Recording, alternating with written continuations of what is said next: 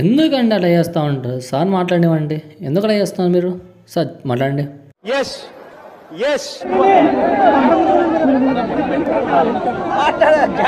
అక్కడేమో ఆయన మాట్లాడుకుంటున్నాడు, ఇక్కడేమో ఆయన నలిపేస్తా ఉన్నాడు. ఏందయ్యేది? అయ్యో అయ్యో అయ్యో, అక్కడ నలిపేస్తున్నారే ఏంట్రే?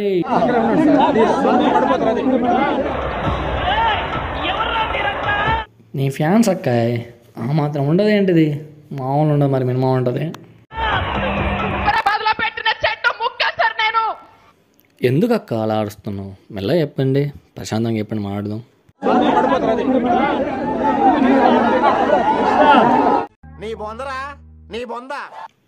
ఆ ఎన్నికోడు మాత్రం నెట్టుడు మాత్రం తక్కువలే అయ్యా, నలిపేస్తున్నారా బాబు వీళ్ళంతా.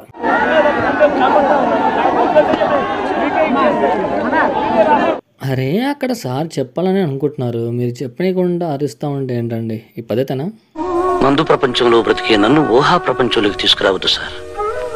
రంగు చూస్తే కరిగిపోయిన నా రంగుల కల గుర్తుకొస్తుంది. అరే ఇప్పటికే సార్ బాధలో ఉన్నారు, మీరు ఏంట్రా బాబు వీళ్ళ తయారయ్యారంటారా నాయన? జనవరి నుంచి ఇప్పటిదాకా 2000 కోట్లు పైచిలుకు దాటాయి Aarogyasri network bill, hospitals bill. ఇంతవరకు ఇచ్చిన పాపాన పోల. సార్ జనవరిలో ఉందంటే అప్పుడు మీరే కూడా సీఎం. ఏంట్రా నేను ఎవరో పురాణం చెప్తున్నానో అలా చూస్తున్నారు, చచ్చేటట్టున్నాడు. ఏంట్రా ఏంటి గొడవ? ఇలాంటప్పుడే ఆచితూచి అడిగేయాలి, తొందరపడకూడదు. తెలిసిపోయిందా? అప్పుడు సాంప్రదాయానికి మీరు నాంది పలుకుతా ఉన్నారు. ఇదేంకో అబద్ధమా? ఏంది బ్రో అంత మాట అన్నావు? ఇందాక సపోర్ట్గా మారుతుంటే మీరు. మీ ప్రభుత్వం ఎల్లకాలం ఉండదు.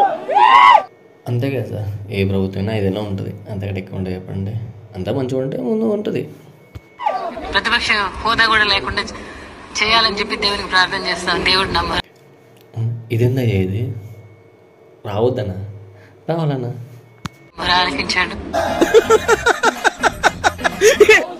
ఒక తప్పుడు సాంప్రదాయానికి మీరు బీజం వేస్తారు. అయన్నొద్దు, పాయింట్కి రా. రెడ్ బుక్లు మీరు ఒక్కరే పెట్టుకుంటారని చెప్పి మీరు అనుకుంటున్నారేమో. రెడ్ బుక్ పెట్టుకోవడం అన్నది చాలా. ఏం అర్థం కావట్లేదు భయ్యా, సార్ ఏం చెప్పాలనుకుంటున్నారు, ఏం అనుకుంటున్నారు?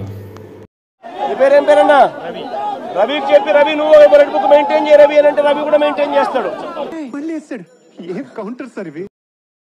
చూడండి రాష్ట్రంలో ఈ జన్మకి చాలు, నేను పోతాను అన్నయ్య, నేను పోతాను. నాకు ఇది వద్దు, వద్దన్నయ్య, నేను పోతాను అన్నయ్య.